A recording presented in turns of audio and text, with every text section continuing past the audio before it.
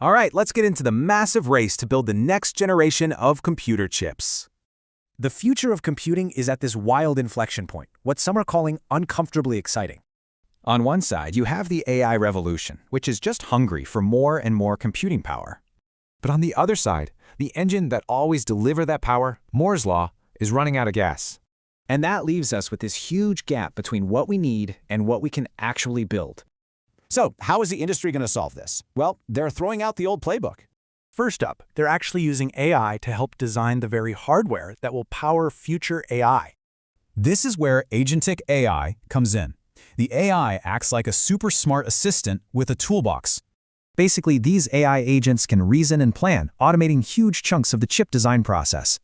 A framework like AIEDA breaks it down into 4 stages, taking a chip from idea to physical reality. The second solution? It's even more radical. We're talking about reinventing the transistor itself. We're moving from the old FinFET design to a new architecture called Gate-All-Around, or GAA. This new nanosheet design literally wraps the control gate around all 4 sides of the channel. The payoff? Way less wasted power. Think longer battery life for pretty much everything you own. And this breakthrough is fueling an absolutely fierce competition between the biggest names in the business.